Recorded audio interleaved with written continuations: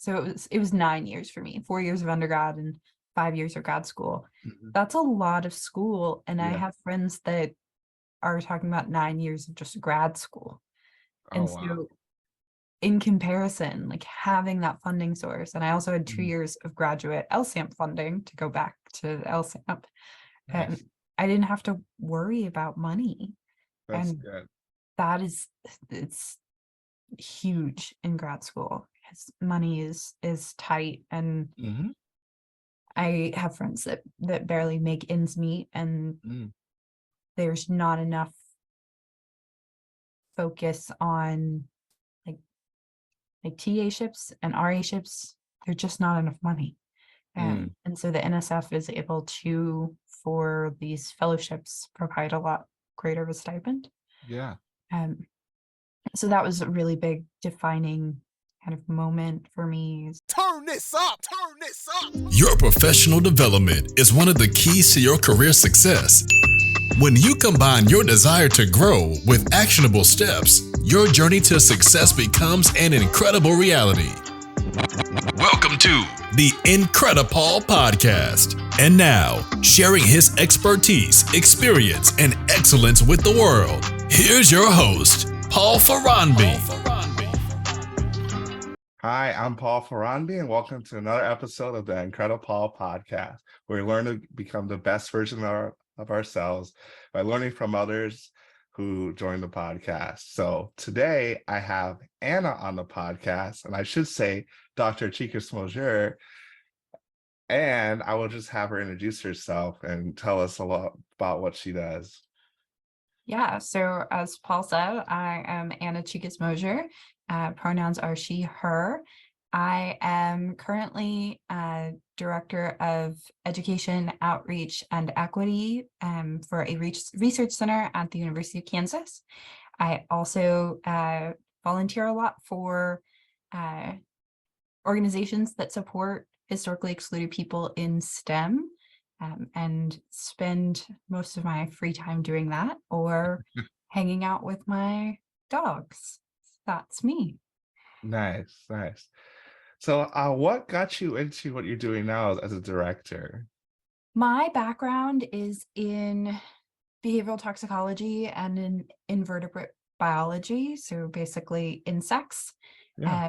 and why insects are impacted by human activity. And as an undergrad, I had interest in animal behavior, got a psychology degree in addition to my biology degree, Oh, wow. and started kind of doing both social science and insect science at the same time. And when I started my postdoc in entomology, it was 2020. So there Yeah. was so Wow. much else going on Yeah. other than insect biology. Yeah. And so I started volunteering my time to support people of color. And Mhm. when I was looking for jobs, I found that higher education was not a very comfortable place for people of color. And so I Mm. decided to kind of change my career trajectory to focus on professional development and Mhm. equity and K-12 outreach so that I can be part of the positive change towards an inclusive higher education. Yeah. And that's how I ended up where I am. That's awesome. That's really cool. There's so many facets of the stuff you've done. I know that you mentioned that the insects and entomology and what you did in your postdoc and what you're doing now. So um, I'm kind of curious. How did you go about of doing a postdoc or even deciding on grad school? That's something that you always knew you wanted to do, or was there kind of a progression there? Yeah, so when I entered undergrad, the reason I started doing the two majors is I wanted to be a neurologist. So I wanted Oh, to wow. be an MD and study human brains. And I Wow. thought that having 2 degrees and having research experience was the way to get into med school. Yeah. Um, and so I contacted the only professor who studied animal behavior at the institution that I was at. And he happened to be in the psychology department. And within about a year, I was like, not doing an MD. I like research too much and I like being Yeah. outside too much. Yeah. So I kind of changed. I had already decided that I was going to get a doctorate, just Yeah. the field that my doctorate was going to be in shifted. Okay. That makes sense. Yeah. That's really cool. So for those who don't know you, kind of give us a sense of like locations where you started and where you've gone. Some of the, if there's any key experiences you got in your undergrad or grad school that kind of led you to where you are now. In undergrad, contacting that professor, like obviously changed my whole career trajectory. He set me up with LSAMP.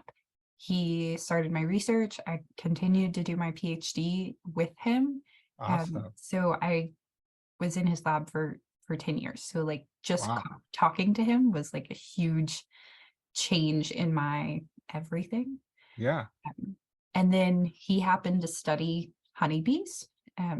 So a lot of it was just kind of that first connection. So after my first year of undergrad, I was able to do a research experience for undergrads with an organization that he was affiliated with, and spend a summer in Turkey and in Greece. Wow. Wow. Yeah.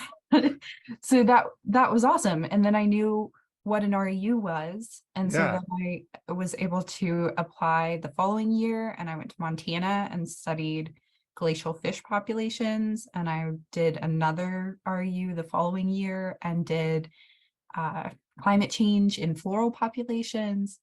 And so just like this one connection that I made on day one made all of these additional connections. I knew organizations that I wouldn't have known of otherwise. I knew research experiences that I wouldn't have known otherwise. So I really appreciate him, and we're still in contact and working on research together. And he thinks of me very paternally, which is sweet.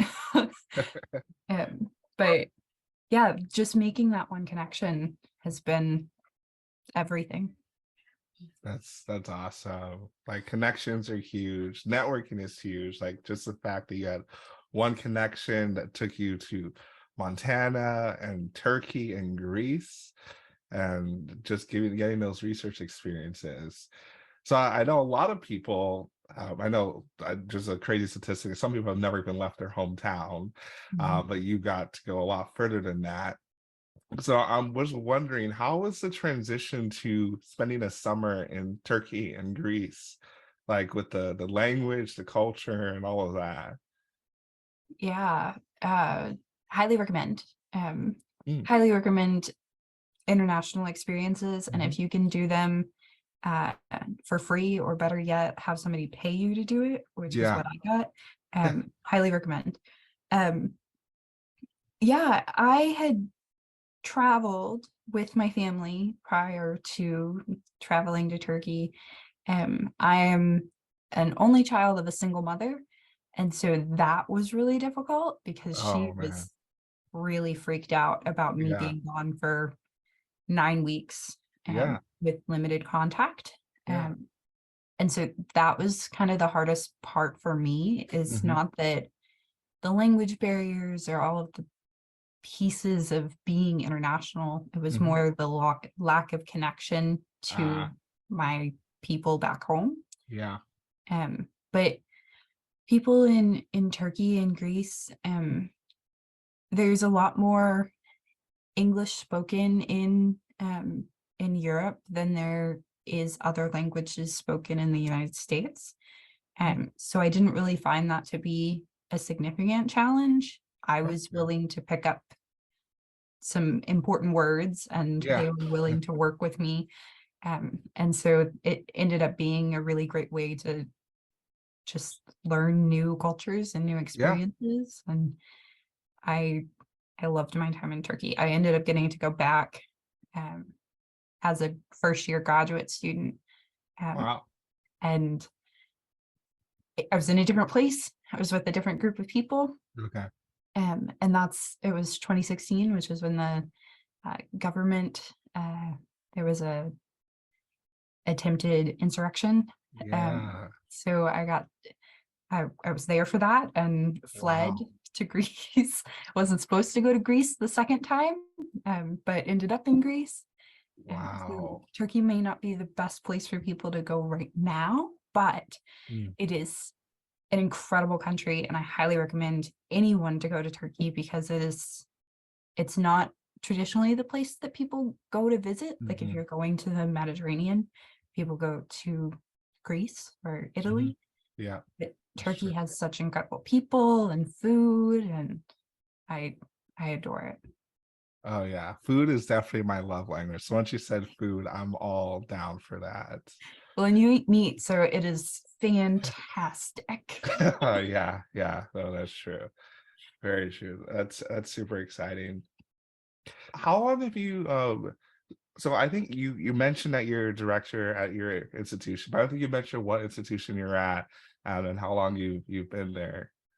Yeah, so I'm at a research center at the University of Kansas. So that's an important distinction because we have kind of our own rules and distinctions from our main campus, which allows us a lot more flexibility, especially Nice. in like equity, which is really cool. So I moved directly from my postdoc into this role. Nice. And they really saw kind of to go to transferable skills. I had applied for faculty positions because if you have grad school and postdoc, faculty makes sense. And I'd applied to positions like this. And they really saw my experience in higher education as a transferable skill, That's as awesome. a way to connect with the students and the trainees at our center. And I really appreciate their ability to see past like traditional career trajectories Yeah. and see that just having that experience. And I've gotten the same feedback from the grad students that are like, you know where we've been, you know what mental health in grad school looks like. Yes.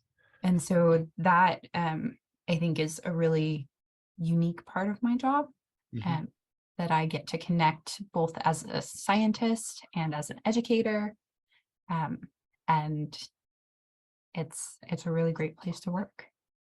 That's awesome. So I know you're at the University of Kansas. I went to Iowa State, as you kind of see with the banner back there. So we're kind of rivals, but I'm going to let that slide. And this podcast is not really about sports. It's more about leadership and just learning from each other. So as far as, because I know you kind of mentioned the academia and then what you're doing now and like kind of the normal trajectory. Was there anything that kind of steered you more towards what you're doing now? Is it because I know you mentioned that you've done a lot of volunteering in STEM and equity and things like that. Is that what led you down that route? Or was there like kind of talk me through that process? Yeah. So as I mentioned, I was applying when I was kind of finishing up my postdoc. So I'd been at my postdoc for about 2.5 years. And I was applying to both trajectories. I was applying to equity and education positions, and I was applying to faculty.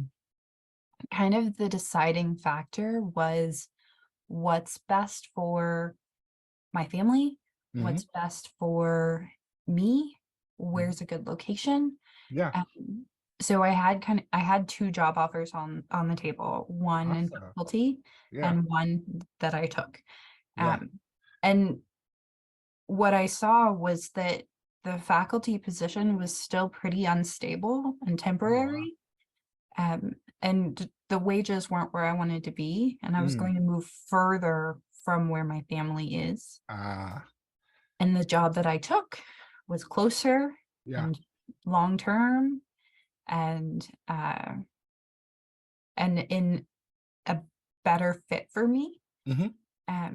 And so I decided to go that way. So again, it was just kind of, I made sure that I had multiple paths that I could follow. by applying to multiple things, by Yeah. trying multiple avenues. And then once I had options on the table, then I Yeah. made the fit for me. And I think that we don't really talk about that enough, that Yeah. there's this kind of thought process that, like, if you apply for a job, then you have to be ready to take it. Mm. But after you apply, you can still change your mind. Yeah. You can literally be at the interview. And I was at the interview for this other position that I Yeah. didn't pick when I received the email that I got this current position. And so I was like, do I continue with this interview? Do I keep Oh, wow. going? Yeah. Because I'm literally here. Like, Yeah. I'm in another state. Mhm. I packed and they are ready for me to interview. And so I gave it my all. I did my interview. They offered me the job the next day.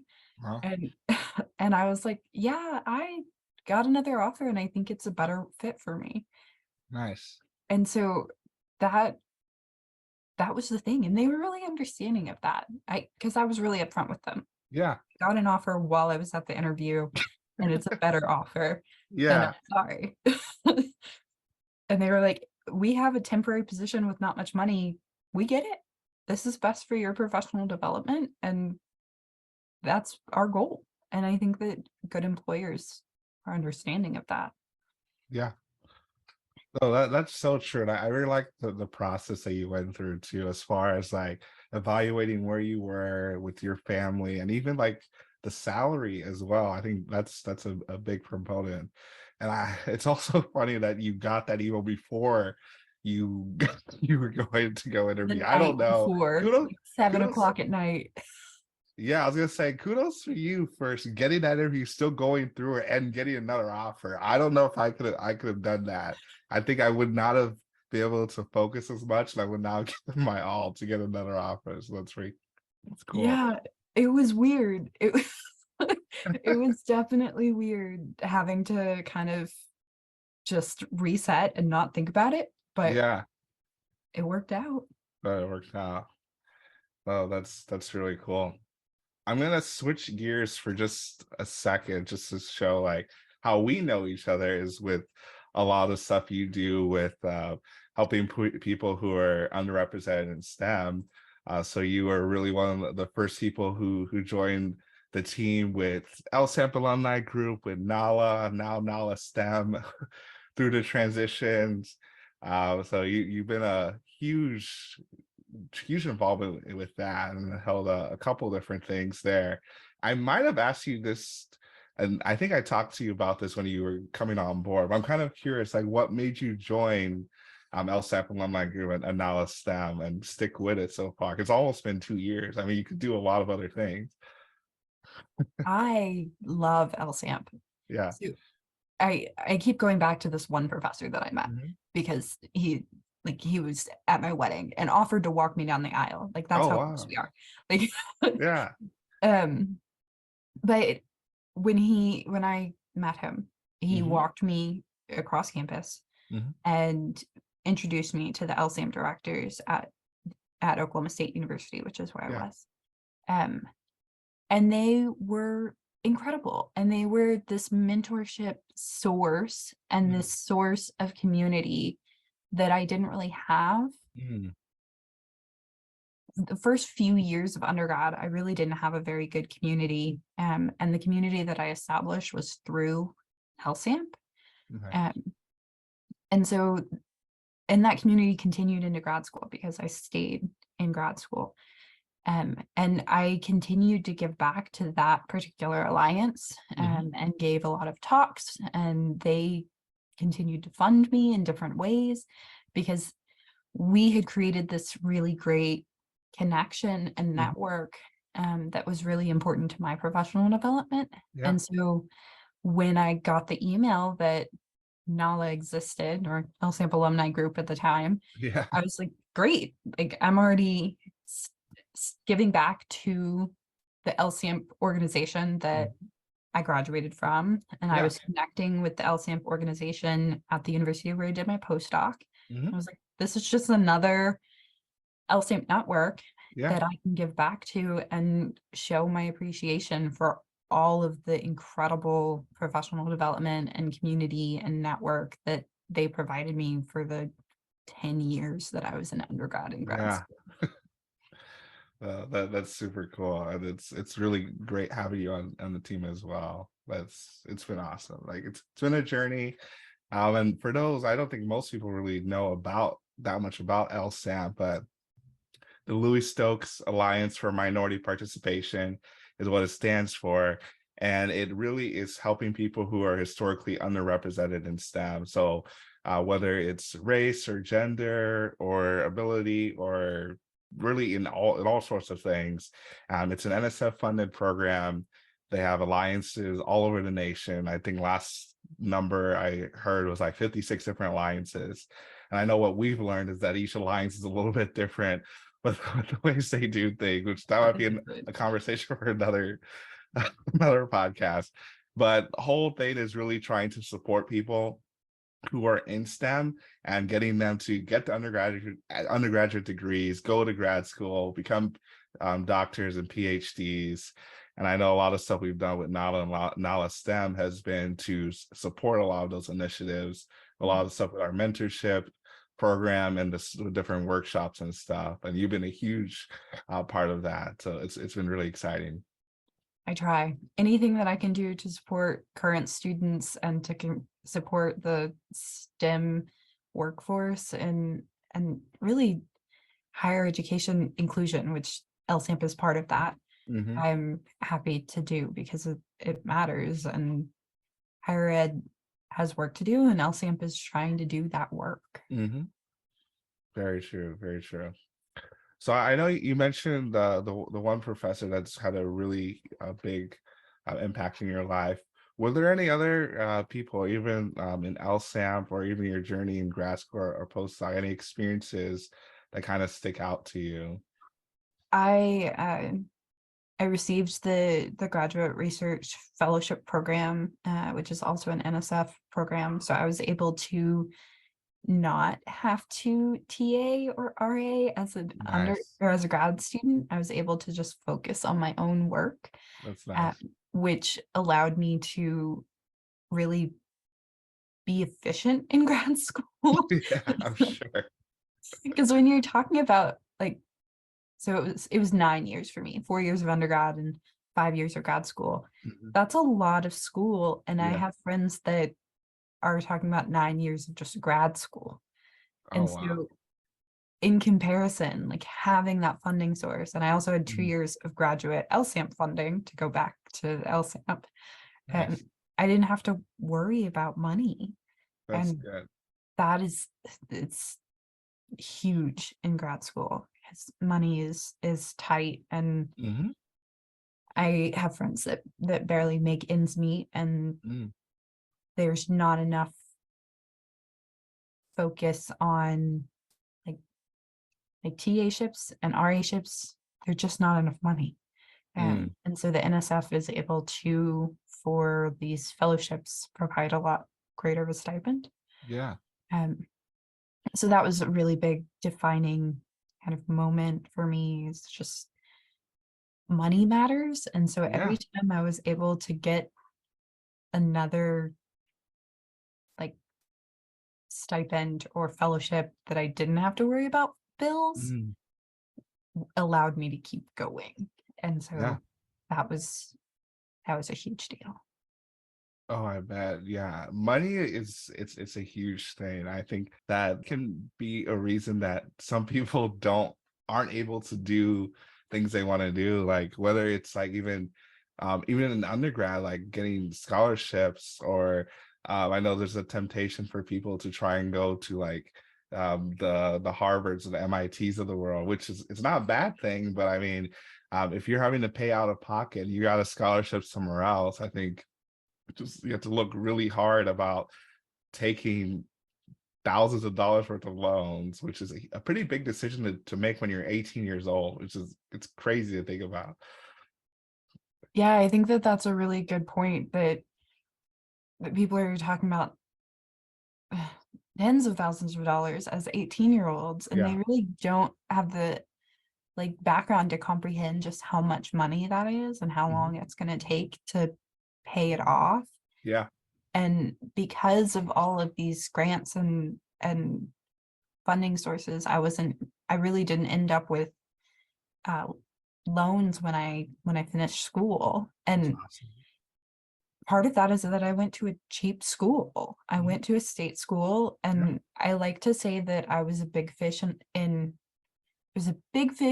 a big pond versus being a small fish in a really expensive pond.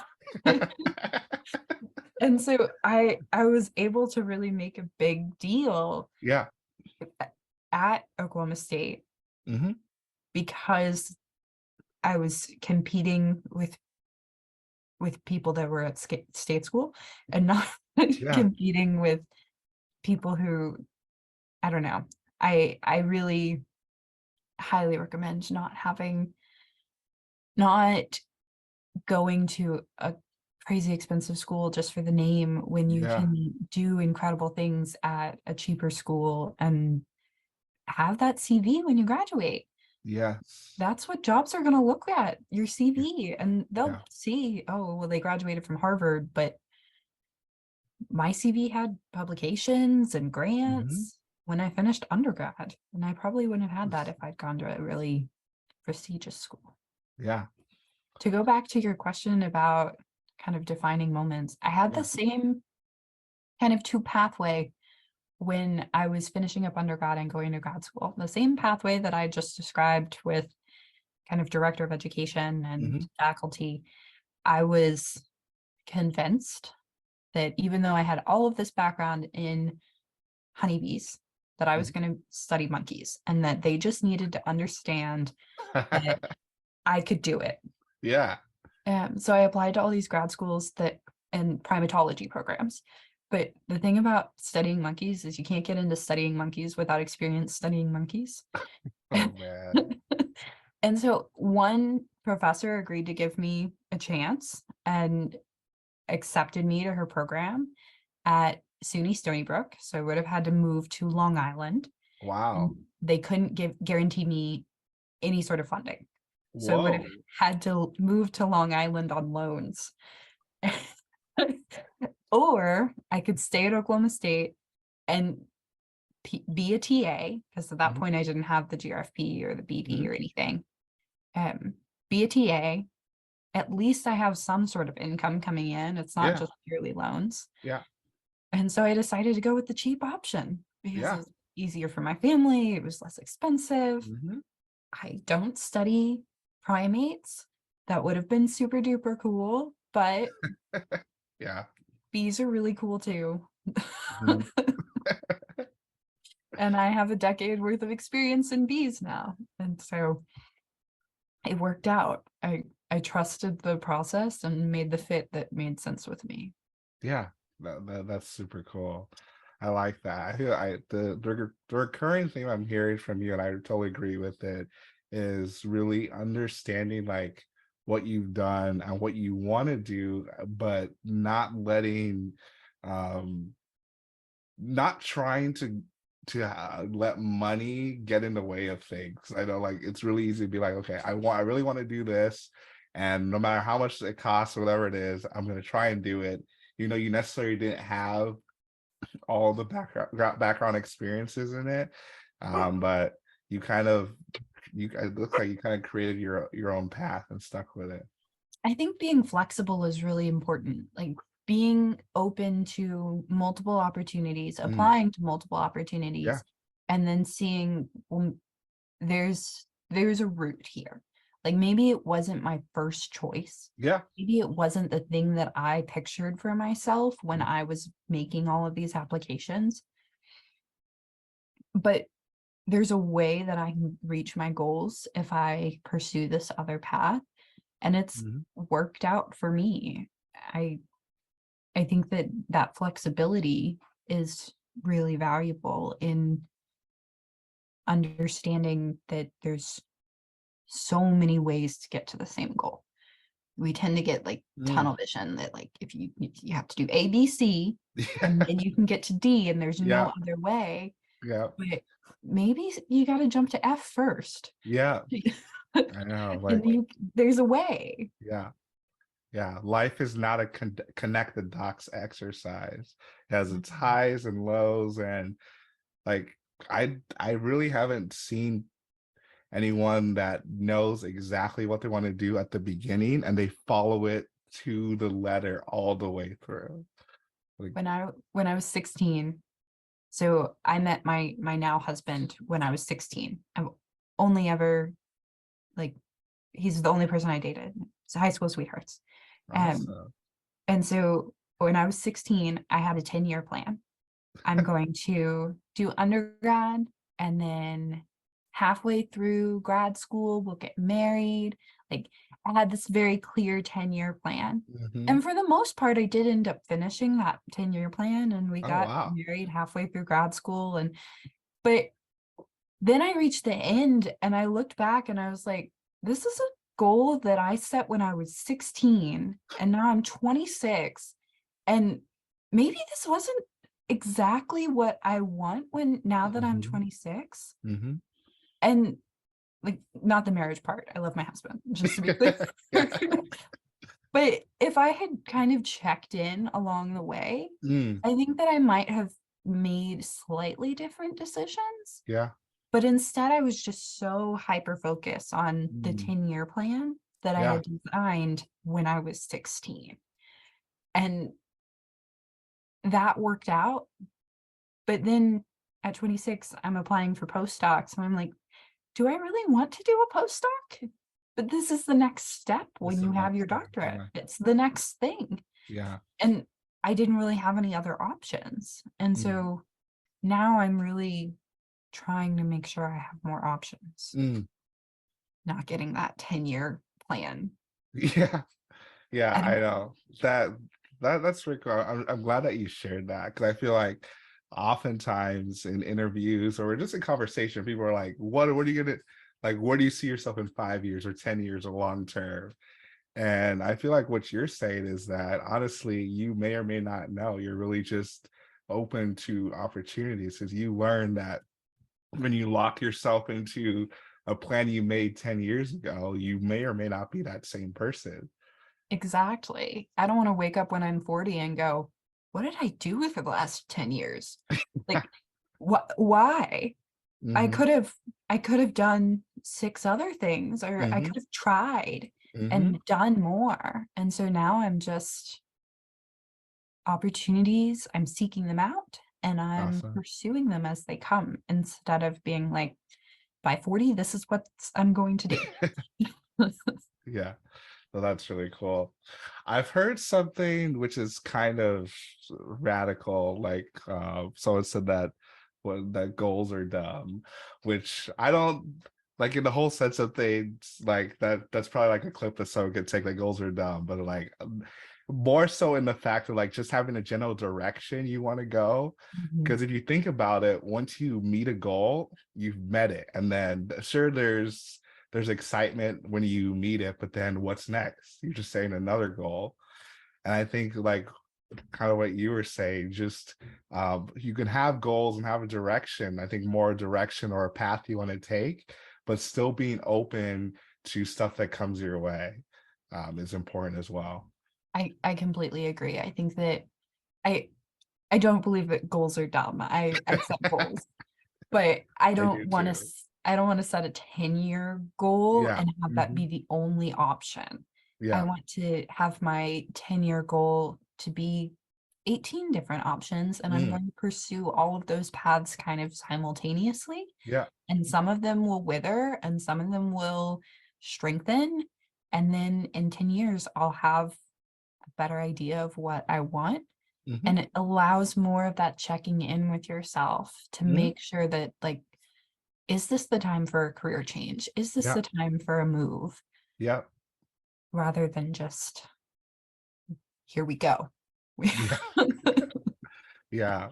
I think part of that is just like the seasons you are in your life, because there's just different seasons, like who you are when you're 16 and single, just starting to know your now husband is not the same person you are when you guys have been married for a few years and you guys have different goals or different things you want to do. So I think just even like a couple of years ago, I'm like, yeah, that made sense. Like when I wasn't married or just could just go out on a whim somewhere. But now I'm being more intentional and more structured and having those open conversations with managers and people that say like, hey, this is what I'm doing right now. I don't want to do that forever. Or just me personally, I always tell people that the best time to look for a job is when you already have a job, because you're not, if you're fortunate enough, I know like layoffs happen and then downsizing happens, but if you already have a job, you're more likely to look at it objectively and ask the questions that you're not going to ask when you're like, oh, I just really need a job right now. And just making sure that it has a path for growth. I mean, yes, money is good, but at the same time, are you going to make a lot of money and hate going to work every day, or not have the flexibility that you want or need, and all that stuff? Yeah, I think that that's really important. When we were deciding about what we were going to do with my postdoc, because my career kind of dictates our location and our salary. And so we were discussing it at that point. And at the point when I was finishing grad school, moving into this postdoc, we were open to many opportunities. We were even open to moving to the north where it's cold. And I personally don't deal with winter, but we were open to it. And we ended up in Alabama, and it was a really good fit for us.